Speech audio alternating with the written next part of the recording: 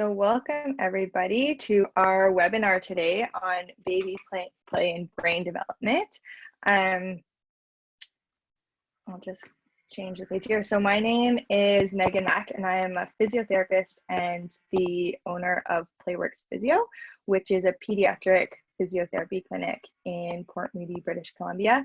I went to physio school at UBC and I've been working with kids for the past 6 years, both in private clinics and then publicly through child development centers. And then when I'm not working, I am chasing around my 1-year-old son. And Cherrie, I'll let you introduce yourself as well. Hi everyone, I'm Cherrie.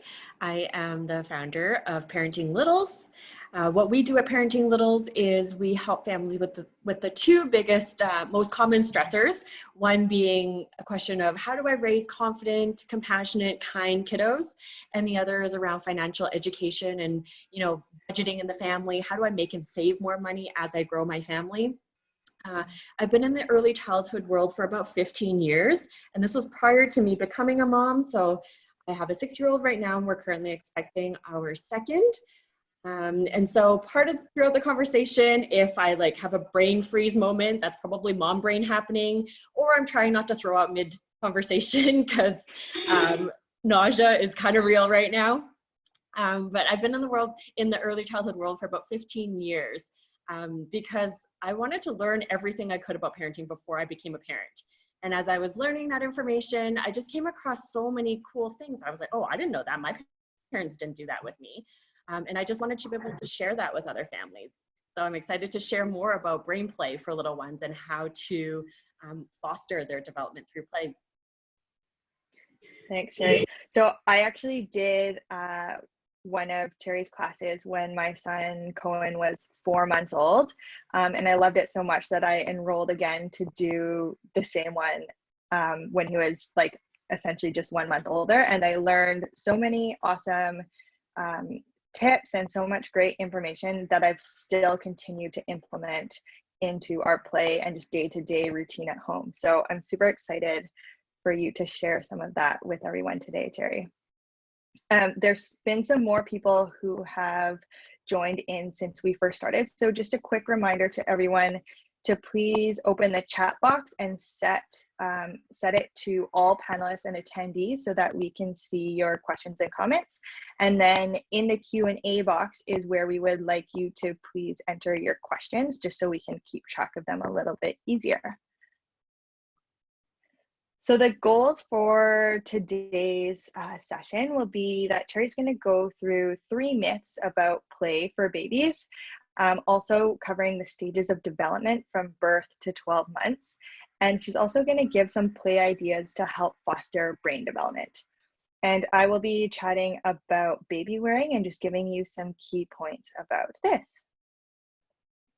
So give me a yes in the chat if you guys are ready for us to start and excited to learn some new information today.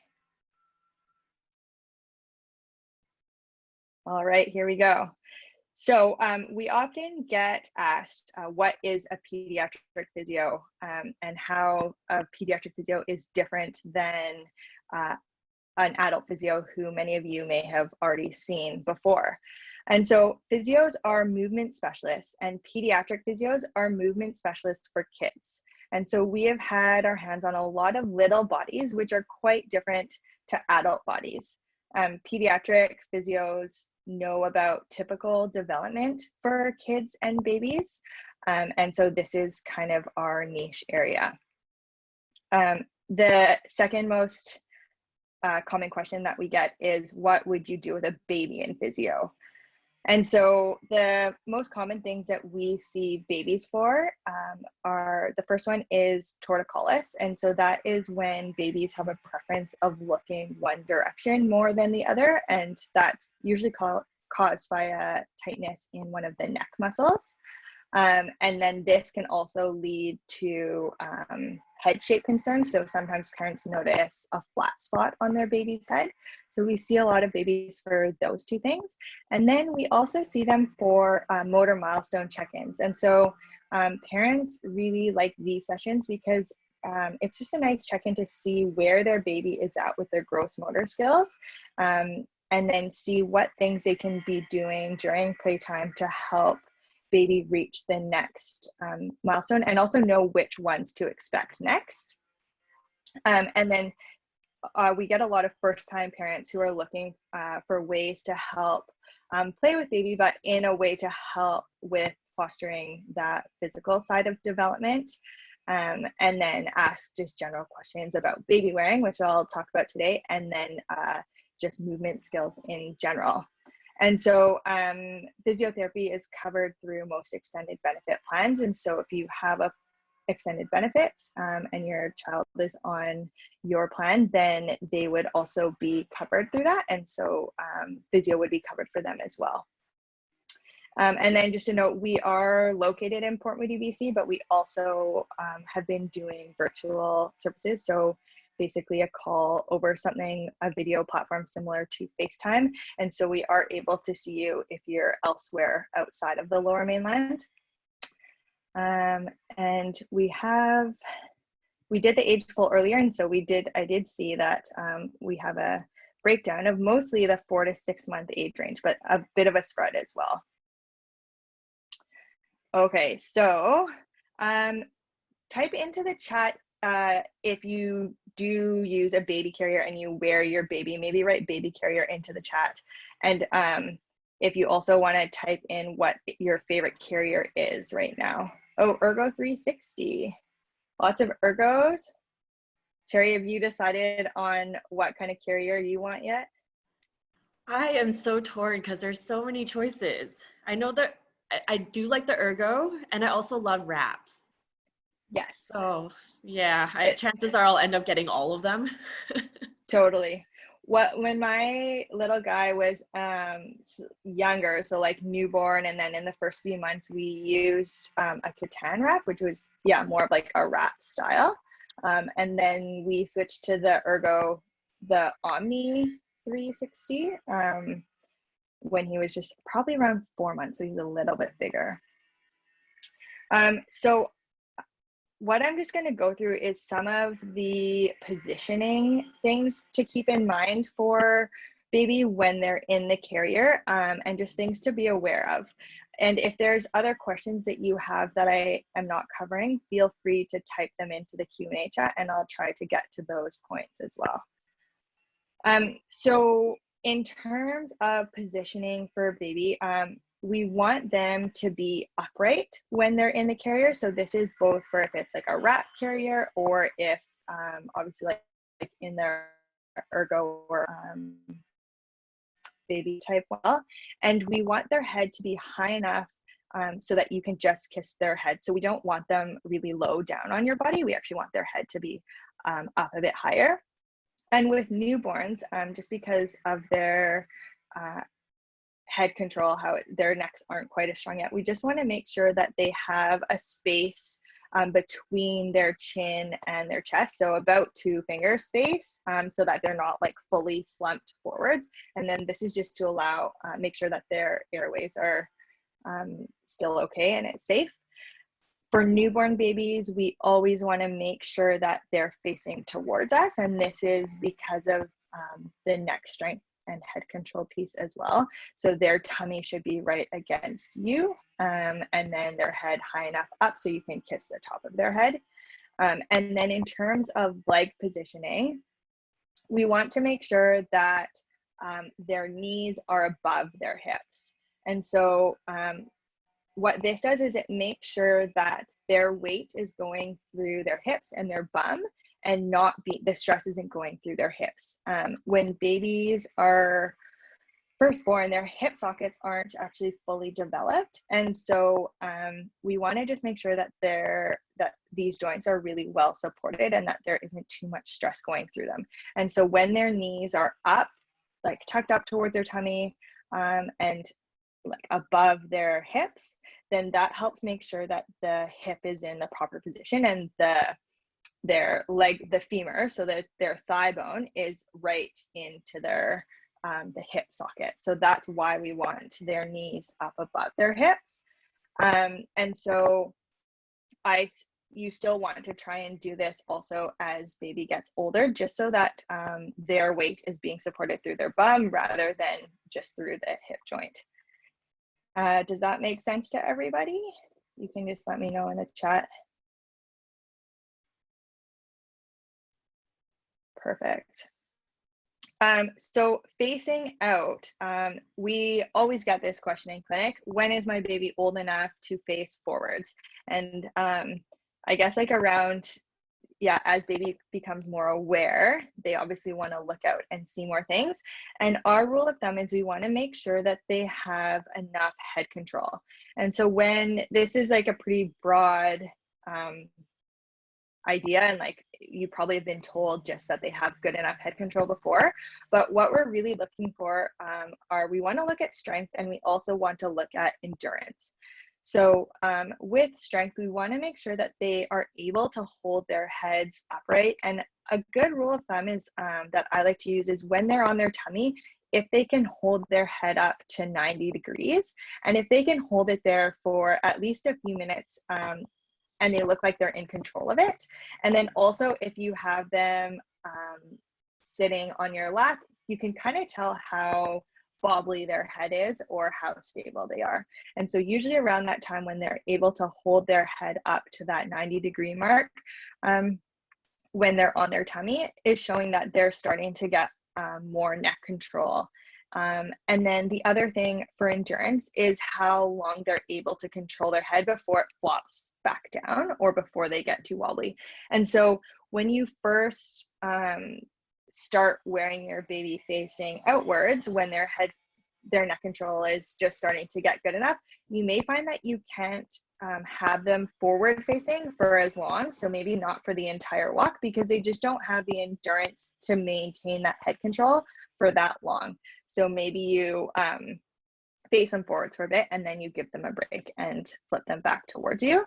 And so you'll also get a better idea of endurance, like as you try it, but then also in tummy time, when they're lifting their heads and seeing how long that they can hold it for, you'll kind of figure it out that way.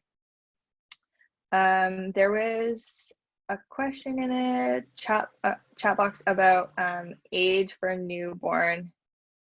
Oh, and then falling asleep.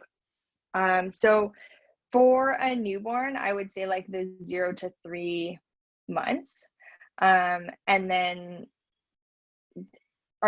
Sarah, are you wondering more so for like the head positioning in the carrier? And then for sleeping in the carrier, I think it's fine as long as you want to make sure that they have their face off to one side, so that their face isn't directly against your body, so that their airways are free and that their chin is a little bit off of their chest. And certain things, yes, Christina, you definitely can nurse in. It just depends on the type of carrier or sling that you're using, and if you are able to maneuver that, but for sure you can.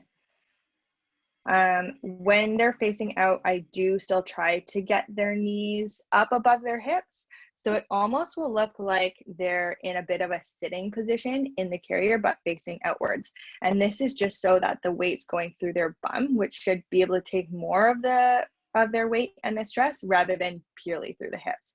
And so we want to avoid having the look of the baby just like standing where it looks like they're just standing and dangling, but being in the carrier and legs straight down. We want to try and bring those knees up towards their tummy and have them above the chest.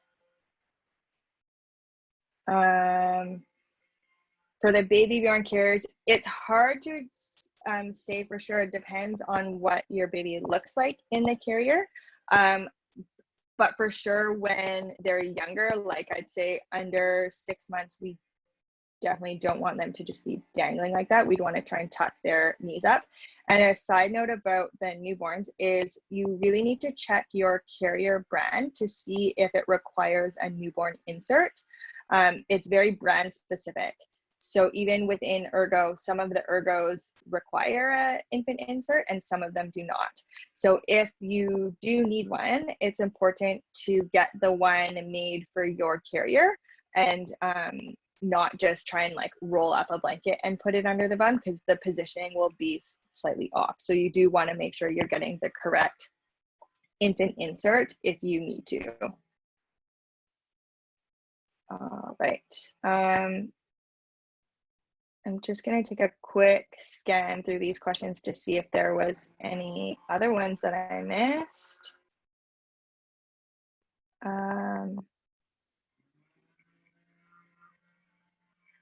So when is a baby able to go in a bike trailer with a sling or without? I am actually not too sure about this, Shayla. I know that certain companies with bike trailers make an infant sling, and so it'd be best to read their guidelines and recommendations on what age they consider that. For sitting in a bike trailer, I would want them to have enough head control and probably enough where when they actually can sit independently and be in there, because on top of controlling their head while you're moving and going over bumps, they also will have a helmet on their head, which adds more weight and more to control. So that's just another thing to keep in mind. Okay, and then just one last question that I see here is, how high should their knees be above their hips when they're in the carrier? I'd say I like to just pull his knees up and make sure that you can feel his bum supporting most of the weight. So as long as their legs would kind of look like an M shape with their knees up above their hips. In terms of degrees, I don't have like a specific number, but just making sure that it's kind of in that M shape and their knees are above their hips. Okay, so Cherrie, I am going to unshare my screen, and then you can share yours with the group. Thanks. Okay, there we go. Give this a try. I also have the garbage truck going through right now, so I hope it's not too loud. All right, so hopping into brain play. Are you able to see my screen? And if you are, if you can pop into the chat, you can see.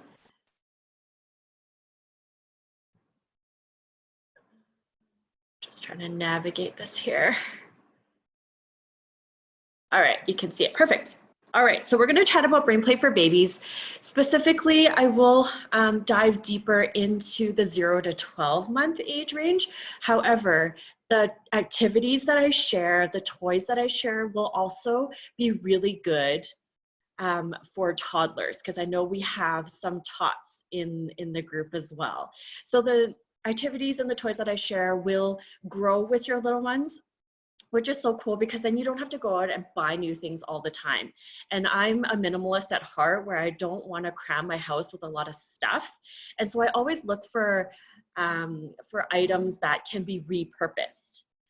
So I'm just seeing in the chat here, can you make the screen bigger? I'm not sure. I already have it on full screen. So is everybody able to see my screen with the slideshow that shows up like big for them? Okay, so some of you can see it on full screen. Perfect. Okay, so I'm gonna get into it, and then maybe Megan, if you can help troubleshoot if there's anybody having technical difficulties.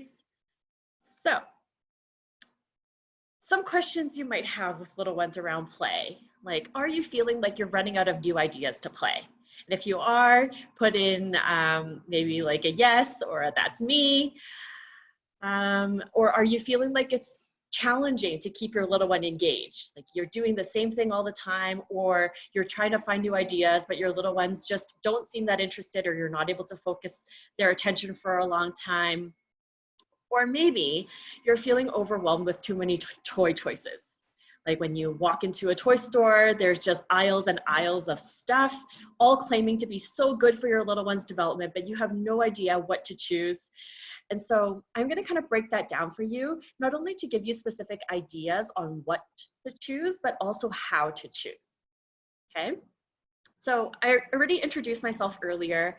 One thing I forgot to mention, and I think this is a super cool fact, is that when I was in graduate school and doing my master's in education, what I found, I came across a study that said by the time our children are 5 years old, over 50% of their belief system about themselves and how the world works is already formed. And when I read that stat, I was like, oh my gosh, like that scared the heck out of me, because I was like, wow, in 5 years, I have a lot of important work to do. And I don't want to mess my kid up. I don't want to do things that are going to potentially, set them back. And so I started doing all this studying, all this research on how to actually do it perfectly. But of course, there's no perfect when it comes to parenting. Like, we just do the best with what we can. And which is why I feel like it's so important to get educated. So get educated in knowing where our little ones are at in terms of development, because that's the best way for us to know how to support them. And so in the 15 years that I have been working with families with little ones, what I've come to know is that there are some things that we do that really help set our little ones, foundational pieces. And it really helps them build those core pieces to help them build on top of, like those building blocks. And then there are certain things that we do, and we get into habits sometimes where it doesn't always serve us and it doesn't always serve our little ones in the end. So throughout this short time that I have with you today, I'm hoping to kind of inspire you with some new ideas and to just kind of start thinking about what in my everyday am I doing that's serving us and our family, where I see that my little one is progressing in development. And where are there other things that we're doing at home that may not always be the most supportive and I don't want to keep doing down the road? Okay, so I hope that makes sense. If you have questions throughout, pop it in the Q&A box and I'll answer them after, okay? So what we'll cover in our time together is some baby play myths. So some myths that kind of have been circulating around play and brain development. I'll go over the ages and stages from birth to 12 months, and I'll, try to add in some toddler pieces in there as well. And then I'll share with you 5 of my top toy recommendations. Again, these are awesome for newborns, so the 0 to 3 month age, but also up until toddlerhood. And even my 6-year-old daughter will still play with a lot of these toy recommendations that I'm sharing with you today. So, oops, let me go back for a second. Did you know, and this is another crazy stat I came across, from 0 to 2 years, your baby's brain triples in weight and makes about 1,000 trillion nerve connections. So if we think about that, there's a lot happening in our baby's brain from this time period on, which is probably why for many of us, especially as new parents, we think that we need to cram as much in as possible into this early time.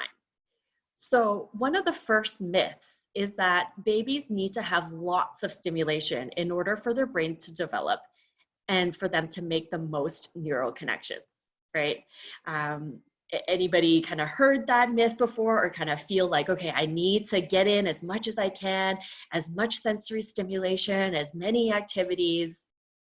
But if we are to look at the picture that I posted on the slideshow here, you can see that there is a lot going on. There's a lot of babies, there's a lot of colors, there's a lot of different moving pieces, and chances are if you were in the room with them right now, there's probably a lot of different sounds. And if you can imagine being in an environment like that, chances are you'd be pretty overwhelmed with the amount of things that are shaking and moving, and the noise and the sounds that are happening. And this is one of those myths where our babies actually don't need that much. And in fact, for many of our babies, especially our younger babies, they're going to be very, very overwhelmed in an environment like that. So just imagine you walking into a space like that, where it's chaotic, there's lots of colors, there's lots of sounds. It's hard to focus. And so that's the first myth that I want to cover here. Now, the second myth is that babies need to have lots of toys in order for them to learn. So you need to buy everything at the store. You need to have lots of different options for them all the time for them to kind of play with and engage with. And again, that's another myth, in that our babies don't need so much. If you actually put a baby in a room or in an environment like this in the picture, where there's just a chaos of toys, you'll actually find that your baby won't really play with anything because they're going to be so overstimulated, so overwhelmed that they're not going to be able to choose one item to focus on. And then you'll actually end up getting a fairly irritated baby who is just going to be protesting because they have no idea how to function in an environment like this. Okay, so that's myth number 2. Now, myth number 3 is that babies need you to play with them every waking moment. And as a new parent, I know many times I'm asked like, oh, I feel so guilty when I'm not engaging with my baby all the time. Like when they're awake, I feel like I should be doing things with them, singing with them, playing with them, dancing with them, just doing all sorts of things with them. And again, this is another myth in that we don't need to be entertaining our little ones all the time. Just think about yourself in your everyday. Do you want somebody to be singing to you, talking to you, engaging with you in conversation, pointing things out to you, just nonstop engaging and interacting with you all the time? Or do you have moments where you're just like, just want to chill out by myself. I want to sit here in my own quiet, in my own thoughts, and just be with me for a little while. Right? Any of you kind of feel like you need some alone time? You could use some me time. If you do, pop it in that chat box. Yeah, 100%. We all need our me time. We all need our alone time. And think of that from our baby's perspective as well. They need that just as much as we do. And in fact, they do some of their best learning when we're not interacting and engaging with them all the time. So the trick here kind of is about finding that balance between how do I and what do I do in terms of engaging and interacting. So things like singing with them, dancing with them, playing peekaboo, sign language, those are very interactive activities. And I'm not saying that it's bad to do those things. Those are amazing things in terms of building our bond and creating that connection with our little ones. What I'm saying is that also look for and create opportunities in your day where your little one just gets to be them in terms of deciding what they want to do, where you're just leaving them for some of what we call independent playtime, where they are just there to explore their environment how they want to do it, without any intervention, any explanation, any dialogue from us. And so I'll cover that a little bit more towards the end of the presentation, but those are the 3 myths that I really want to cover, in that they don't need a lot of stimulation, they don't need a lot of stuff, and they don't need us to be on them every single minute of every day. Okay? So I'm gonna go to the next slide here. Really, the point that I want to drive home is that less is more, because of what I consider the 4 pillars of too much in our modern world. There's too much stuff, there's too many choices, there is too much information, and everything is moving too fast, right? And if you can imagine our little babies who are just coming out from our womb, like this is a brand new world to them, and they're coming into this world with all of this stuff, choice, info, everything going at a rapid pace, their little brains are not able to keep up with all of that information. And so really we're doing them a disservice when we're putting all of this info on them and all of this stuff on them, because they're not able to process it anyways. Okay? So one point to take home from this out of anything is that less is more. You can always add more if you start off with less, but if you start off with more, it's harder to take away because our little ones are already overwhelmed and their internal regulation system is already out of whack because of the environment that they're in. Okay, so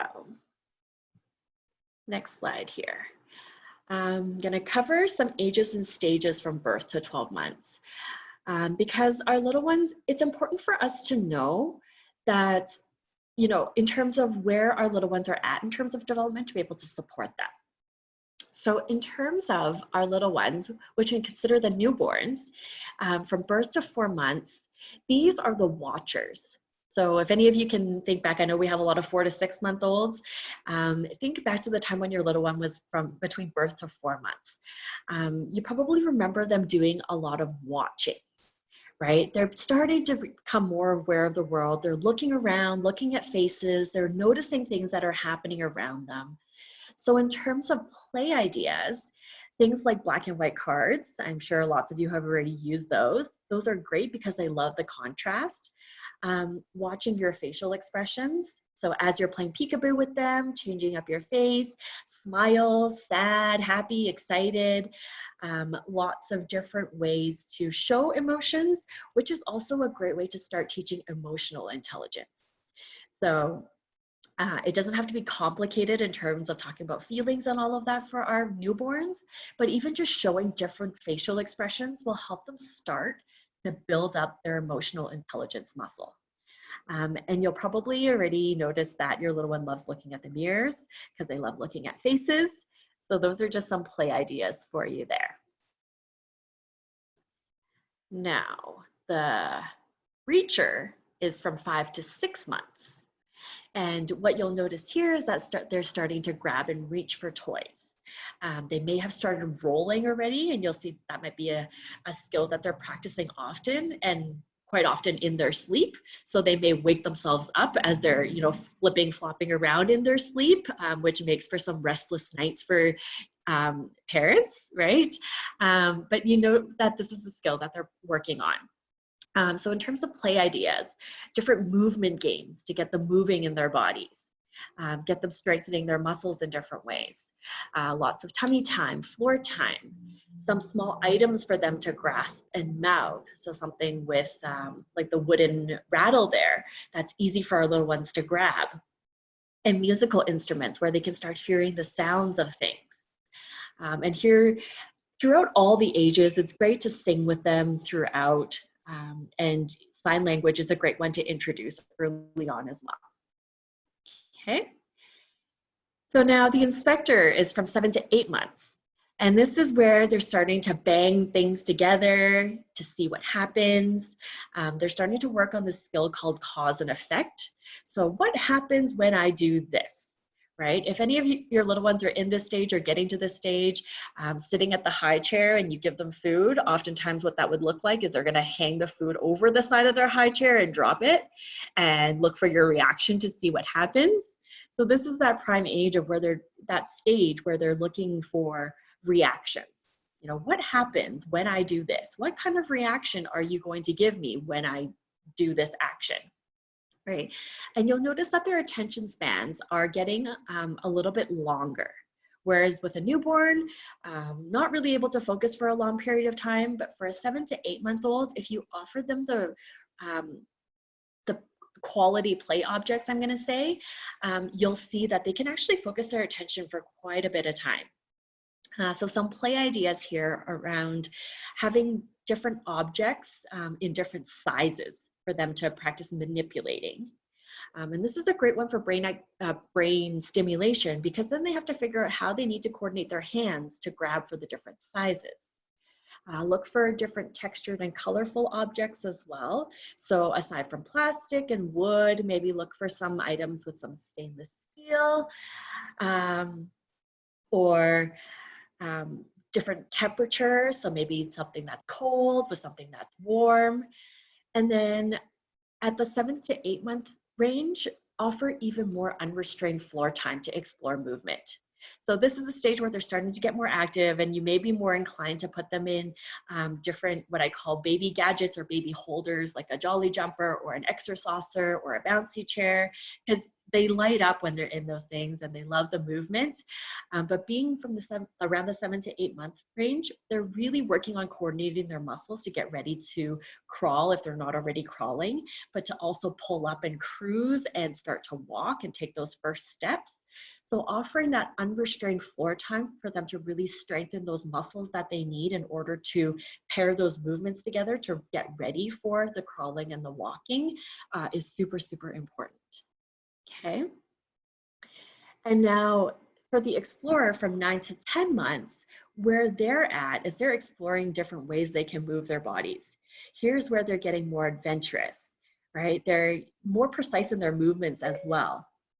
And you'll notice that your baby will start to pull up on things. They'll start to cruise along furniture.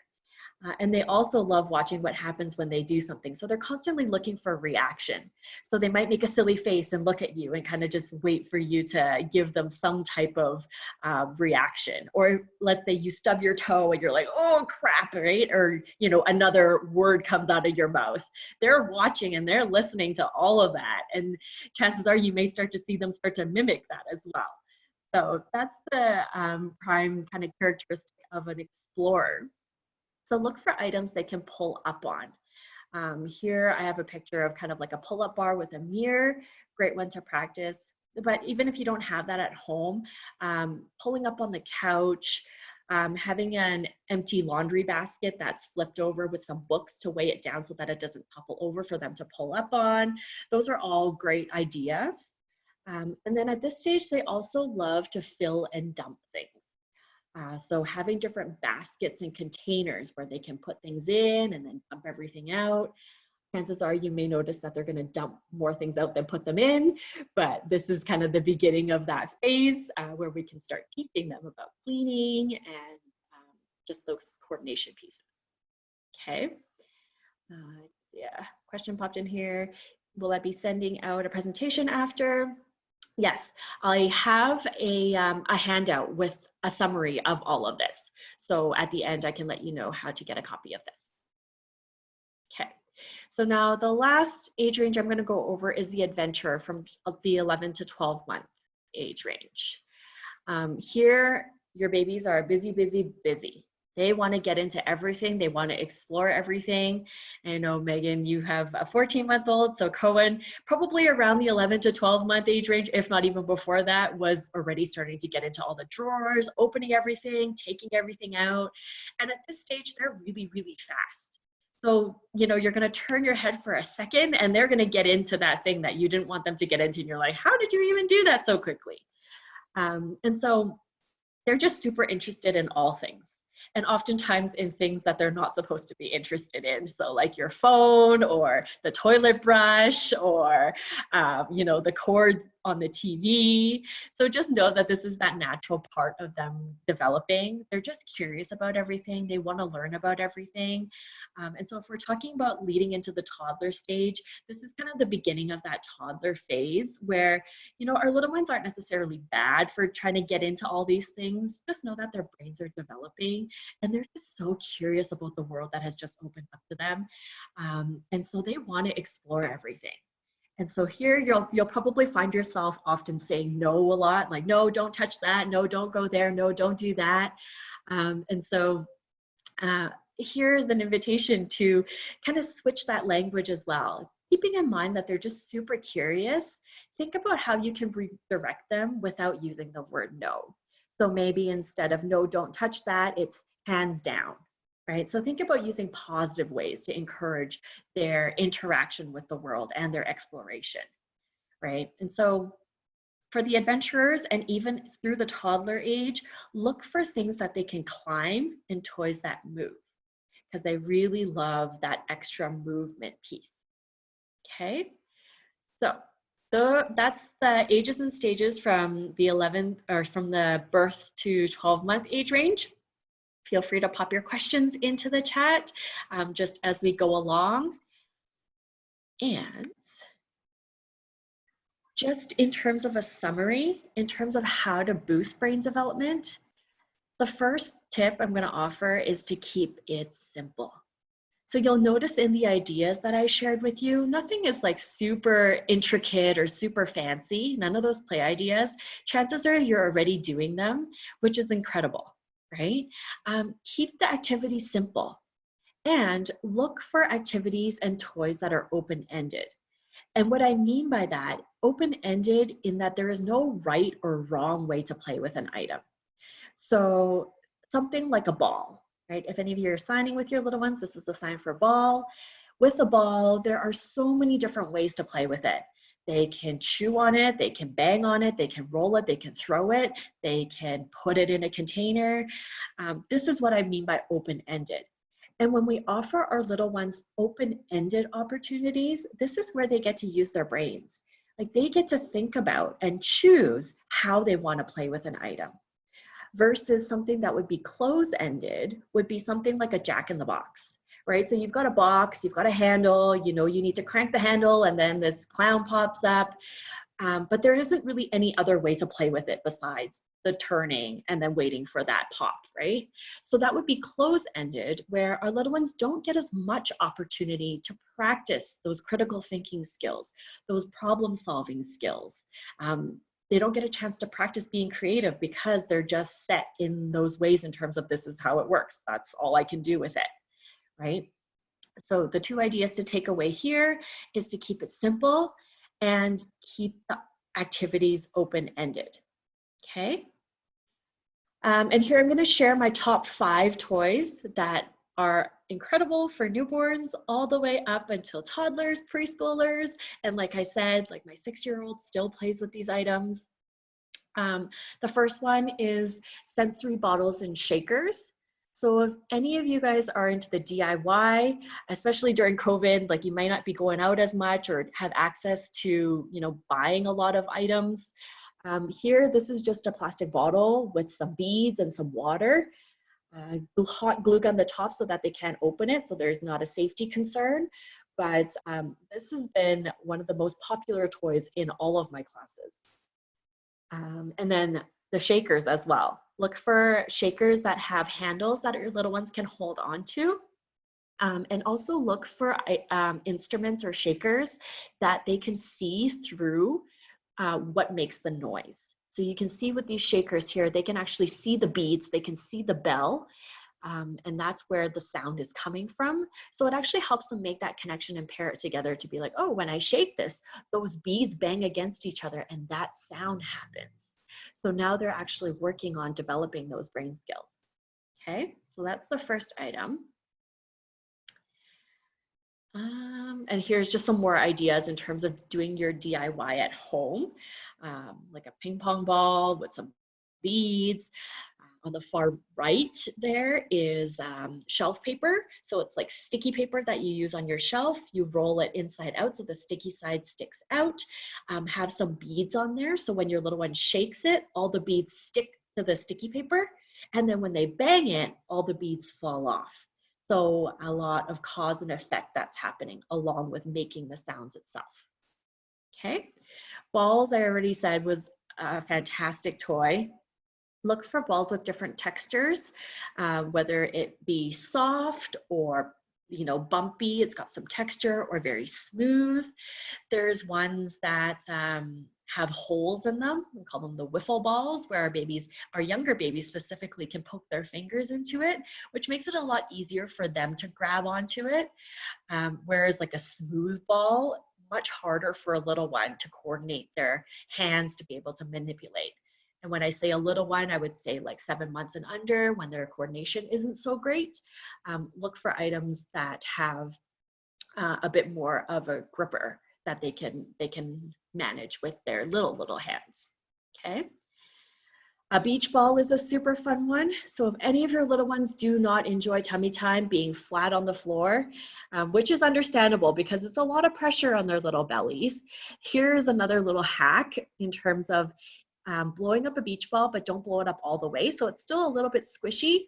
Have your little one on their tummy on top of the ball, and you can roll them back and forth. You can roll them side to side, just so they start getting used to being in that position. And then you can slowly work towards being flat on the floor. And right now, being the summer, you'll have lots of access to lots of different beach balls. So they're easily and readily available. And then as they get older, you can inflate it all the way to make it harder to grab. So in terms of supporting brain development, this one toy can grow with your little one. As a newborn, you can put a string on it and dangle it off of a play gym, right? So that they can start to bat at it, right? When they're around the 4 to 6 month, if you're working on tummy time, have them on their tummy on the ball, rolling back and forth, or even not fully inflated so they can grab onto it and they can chew it, they can, you know, do whatever they want with it. And then as they get into the mover stage, where they're in that explore, adventure, and even the toddler stage, when it's fully inflated, it's really hard to grab. So they'll start to go and reach for it, but then it'll start to roll. So then they got to figure out, and this is where the problem solving comes in, they got to figure out what they need to do with their bodies to go after this thing that they really want. So in terms of developing life skills as well, this is where we get to work on skills like perseverance, right? When I don't get something that I want right away, what do I need to do to go and work for it? There's a little bit of delayed gratification there. Like they're not going to be successful at getting it every single time. So what do they need to do to figure that out, right? So it's not just play. There's so many more levels to play if we actually dive deeper into it, that there's actually a lot of life skills that we're teaching our little ones, even in the baby stage, that we get to practice with them as they get older.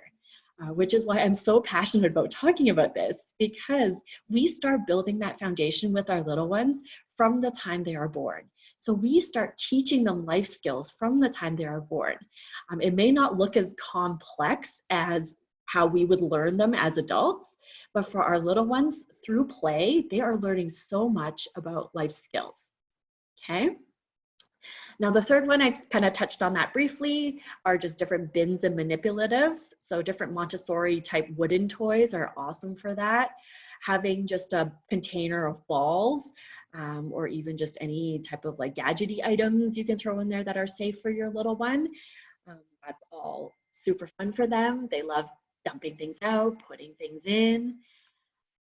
Here is another DIY hack. So for any of you who love DIY, this was, I think, like a jar of like nuts or something. So I cleaned it out really good, and I cut a hole in the lid. So this is an alternative to a shape sorter. So chances are you've seen like the shape sorter with the star and the triangle and the circle and the square. But for our babies, learning how to put a star into the proper alignment to get it to fit into the hole is so challenging. So something that I say is actually not developmentally appropriate, because our babies are not there in terms of brain development to be able to figure that out. So what you'll often see if you offer a shape sorter to your baby between 0 to 12 months, chances are they're going to be chewing on it, or they're going to be hucking it across the room, or it's just going to be sprawled shapes on the floor everywhere. They're not actually going to use it for its intended purpose, which is completely okay. But there's just other ways that we can foster that development. So here I created a more developmentally appropriate version of a shape sorter, where for our younger babies, don't put the lid on and just offer the open container with the big hole that they can put things in, take things out, right? Because they're practicing this skill right now. And then as they get older, put the lid on and just offer items that can fit inside. So the thinner rings and the thinner links that we know for sure will fit in. And then as they get older, to make it a little bit more challenging for them, add in different items that don't fit inside.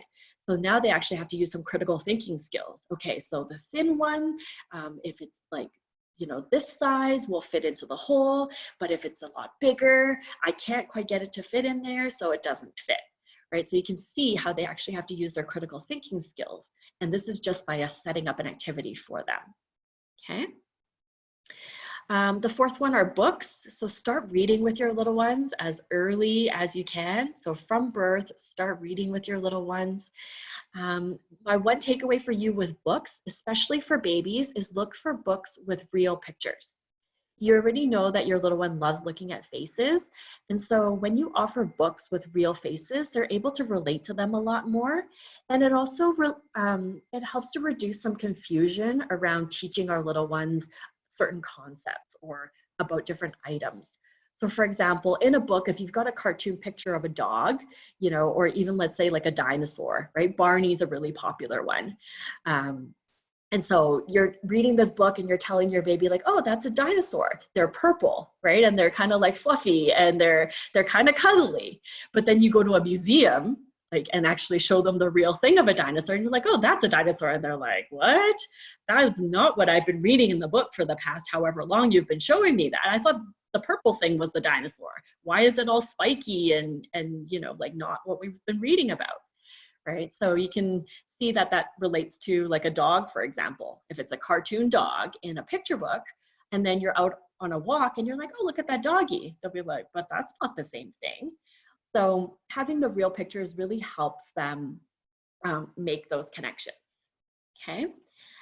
And then look for books with different emotions as well. So books that showcase little ones, or even, you know, other adults with different emotions, because we're starting to help our little ones build up those emotional intelligence muscles.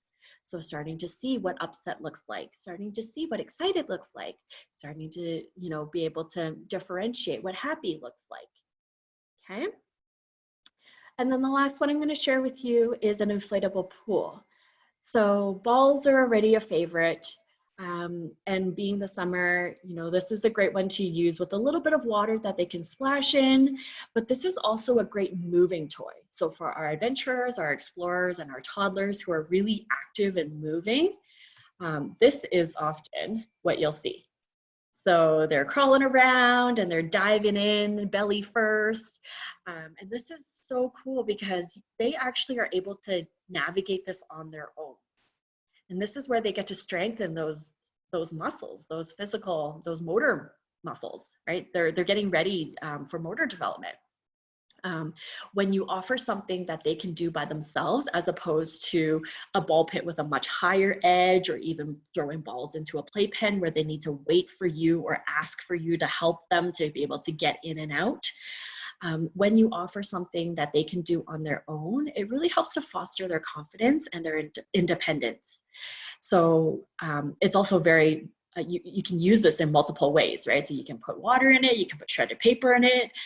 If you want to put some spaghetti in it, you can throw some spaghetti in there, and that can turn into your sensory pool. So another favorite idea here. So those are my 5 top toy recommendations that grow through the ages. And so just in kind of wrapping up, because I know we're kind of running out of time. So now you know the what. So you know what toys are good, giving you some ideas, some criteria to look for. And the question often comes down to, but how? So I now have all these toys. I know to use these toys, but how do I actually get my baby to play with them? And so what it comes down to is actually how you set up for play. So it's not so much having these items and shaking it for your baby and showing them how it works. Really, if we're talking about fostering our baby's brain development, it's about how we set up the space to make it fun and exciting and engaging, and then taking that step back and leaving them to explore. So this will look different for all different age groups. So for the newborns, we would set it up differently than the rollers and the crawlers, than the movers. Right? But unfortunately, I don't have enough time to cover this today, but I wanted to give you just kind of a glimpse into, hey, there's so much more to play and to how to support brain development besides us needing to constantly be active and engaging all the time. So takeaway for you is to think about just looking at some items you have at home. What are those simple open-ended activities that you have at home that you can set up? And then in terms of setting up, how can you put the items in the space so that it looks fun and engaging, and then allow your little one to take that initiative to go and decide what they want to play with. So I hope that was informative, and I hope that was able to give you some ideas in terms of how to move forward and what to kind of do. Like I mentioned, I do have a handout on this. So I will pop my email into the webinar chat. And if any of you want a copy of this, I can email a copy of this to you. So you have it to refer back to. I'm also going to be launching a baby play course where we're going to dive much deeper into how to set up for play for the different ages. How do we engage in this process? So this will all be done virtually. So again, if you're interested in that, feel free to email me and I can put you on the wait list. And then we also have a private Facebook group where conversations like this are happening all the time, where you get to ask your questions, and I'm here for support. So that's all I wanted to leave you guys with. I'm going to scroll back through some questions. I'm going to start on the webinar chat side, and then I'll hop over to the Q&A. That's perfect. Thanks, Cherrie. You guys can just, instead of typing your emails in, just type yes if you do want the handout, and then I can pass your email addresses on to Cherrie and she can send them to you. And then you can reply to her if you want more of the course information. And I highly recommend it. That's the one that I did with Cohen and absolutely loved it. Awesome. Thank you, Maegan. So Susie, you had asked, I find baby who's 7 months old can play by himself, but I need to sit beside him or else he's quite whiny, even if I'm just across the room from him. And I see lots of other people that are commenting, yep, feel the same way. And this is the beginning of teaching our little ones how to play independently. So it's such a great question because this is often kind of that trajectory of what happens. Start off by a little one playing by themselves where you're sitting beside them. You're sitting close by. You're attentive in that if they need anything, if they're verbalizing anything or wanting some attention, we're there to engage. And then as they get used to playing by themselves more, this is where we can start to fade ourselves out and back. So we can then start to move a little bit further away. Then we can start to move a little bit further away. And then in no time, they're gonna be so used to playing by themselves and love playing by themselves so much that you can then go and be able to actually go to the bathroom by yourself for, you know, a couple minutes, or be able to cook dinner or have a hot cup of coffee where you don't need to be there all the time. But it does start with staying close, especially if your little ones are not used to playing by themselves and they're used to that engaging, interactive play all the time. But it's a great start. Okay, so I hope that answers your question. There, can I answer one of the physio related questions that was in the Q&A box, Cherrie? Absolutely. So there was a question about jolly jumpers and a baby who's 6 months old and not quite sure what to do in a jolly jumper. And the question was, how or what can I do to get her to encourage to jump? And so I'm not sure how many of you guys attended our Motor Milestones webinar that we did about 2 months ago. But if you do want a link to that, I just type milestones into the chat and we can send it to you. And we do go into more detail on some of these, this baby equipment, things like exercisers and jolly jumpers. But for this specific question is that if she's not doing it on her own, she is probably a little bit young to be actually jumping in it. For jolly jumpers, we want to think of them more so as a tool for the parents to put the baby in just for a little bit of brief entertainment, and not so much thinking about the physical development, because the positioning that baby is in when they're in the jolly jumper isn't actually how they're not using the same muscles and the same sorts of stability as they will be when they actually are standing and able to jump on their own. And so we really recommend going by the Jolly Jumper guidelines, which is only going in for a cumulative of 15 minutes a day. So that's really not long. And so with teaching her how to jump, is I'd say, don't worry about teaching her how to jump. I would maybe just give her more floor time and give her some more time to gain strength in her core and her legs. And pulling up to standing, that will just be ways that she's naturally strengthening. And then you'll start to see her be able to support herself better in the jolly jumper and probably start to bounce a bit more. So I would go more towards that floor time. And there's some more detail around that in the Motor Milestones webinar. So cool. And then, yeah, you can, if there's other questions for you, Cherrie, you can go ahead. Yeah, I actually recently just wrote a blog post that I'll be launching soon about the Jolly Jumper, exerciser, and you know, all the baby gadgets. So I'm excited to share that as well, because I'm definitely on the same page with you around babies developing those core muscles, and then they'll be more comfortable in those gadgets. Yes, definitely. Question from Laura is, any ideas? Oh, let me stop sharing screen just so I can be big on here. Laura asked, any ideas for encouraging a baby who gets frustrated easily and yells as soon as he can't grab a toy? Yes. So understanding that for our little ones, they're working really, really hard, right, to try to get this item. And when they can't get it, it's hard for them. So part of it is acknowledging their frustration, again, which is that part of building that emotional intelligence muscle.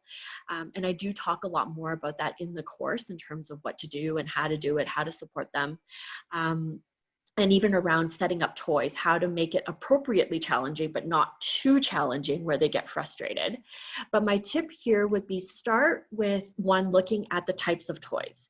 Like, is it something like a ball that will roll away if he grabs at it, or if he grabs at it and can't get it.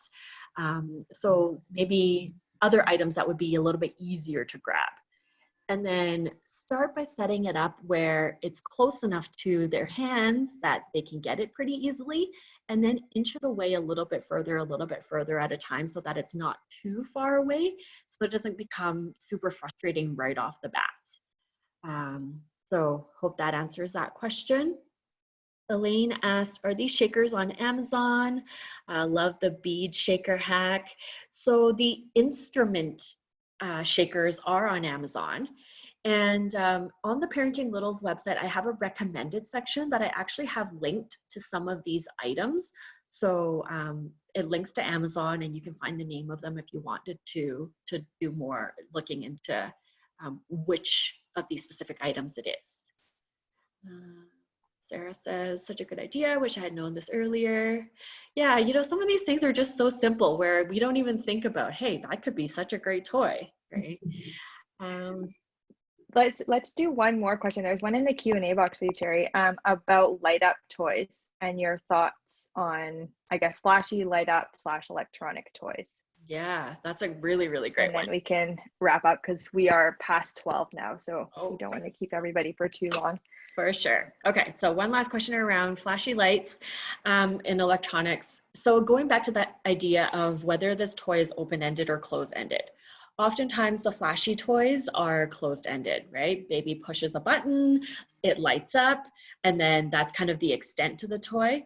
As much as our little ones love it, because our little ones love the sensory aspects of you know, like looking at the lights and the colors and the sounds.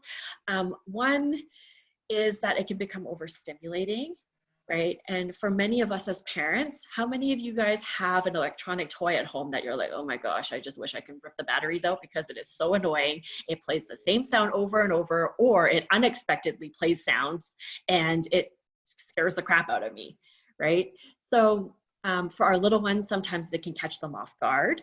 But the other part around electronic toys is that it makes our babies very passive recipients of play. What I mean by that is that they're actually not the ones creating the play, and they're not active in the play. So really, they're just sitting back and watching all this play that's happening for them, instead of them actually thinking about, what can I do with this item to make it fun for me? And that's a really important skill as our little ones get older, because they can't be entertained all the time. And it also is a lot on us to put that on ourselves, to feel like we need to be entertaining our little ones all the time with different activities, different ideas. So when we give our babies that opportunity to practice and learn how to create the play for themselves, it is actually a lifelong skill. So that's just my thought around electronics. And I know you guys have a ton more questions. I'm okay to stay on to continue answering them if any of you want to stay on. I don't know what you want to do, Maegan. Yeah, how about we just, I'll just give a quick little summary first, and then if there's other ones in the chat, then we can get through those ones. But I know that people are starting to sign off. So thank you everyone for attending our webinar today. I hope you learned some good information about play and things that you can implement with your littles at home. And then I will pass your emails on to Cherrie, and she can send out the handout and some information on the Facebook group, because there were some questions about that. So you can just check your inbox for that information. And then I will send out the links to the previous motor milestone webinar that we did for those of you that were interested, so that you can look back and get some information there. And like I mentioned at the beginning, if you are are wanting to get a motor milestone assessment from one of our pediatric physios, we can do that virtually with you, just so you can get an idea of where they're at and some ideas of how to work at their level and what to expect next. So you can feel free to send me an email if you want more information with that. And then, so back to the Q&A box, Cherrie. I think there was a question by Susie on a quad IKEA shelf and putting a few toys in there. Does having a few baskets accomplish the same purpose? Yes, I'm just trying to find that question. Yeah, so it doesn't have to be like an IKEA shelf per se. It can just be a couple baskets. Just have things, not too many items that it can become overwhelming, but have different baskets, different containers that can kind of keep things separated. So that's an idea there. Good. I know somebody asked about a good place to buy wooden toys. Had a hard time finding them online. Yeah, they're actually not the easiest to find. I wish it were, because as educators, we get access to so much other resources to purchase from, but for many parents, you don't have the same access. But on the recommended section on the Parenting Littles website, I do have links to some wooden toys, but honestly, where I found the best place to get wooden toys are from kind of like the mom-to-mom sales, or the consignment sales, or consignment stores. You know, go browse through those places. I know Vancouver has lots of different events where it's like the mom-to-mom sales, where you guys are sharing toys from each other or clothing and stuff. So when COVID is over, you know, that's a great place to look. Katie mentioned Dilly Dally. Oh, yeah, and then I found after I heard that recommendation from you, I actually ordered some of the wooden rings off of Etsy because I wasn't able to find them anywhere else. So that is an option too, depending where you're located and if you can find someone that's relatively close and will ship to you. Yeah, Etsy is also another great place. IKEA has some great wooden toys as well. Yeah, so that's another great suggestion. Jamie asked what brand of pool. Unfortunately, I don't remember. I believe that's also linked on the recommended section of our website. But even just browse around like Canadian Tire or any other stores that have the little pools right now, you might be able to find one that have the little lip instead of the big ridge. Mm-hmm. And then my daughter's almost 6 months old. Okay. Maegan, you answered that question about the Jolly Jumper already. Yeah, I think that's all the ones in the Q&A chat. So yeah, that's great. So if everyone that's still here, if you wanted to follow PlayWorks Physio and Parenting Littles on Facebook and Instagram, that's where we post some of our information. And for upcoming webinars, it's posted on the PlayWorks site. So give us a follow and you'll be updated when we announce any new ones. We have one coming up in August, I believe, with Safe Beginnings, and we're going to be talking about creating safe play spaces, and Safe Beginnings is going to be talking about baby proofing. So just a little heads up about that one will be coming in the near future. So thanks again, everyone, for attending. Thank you, Cherrie.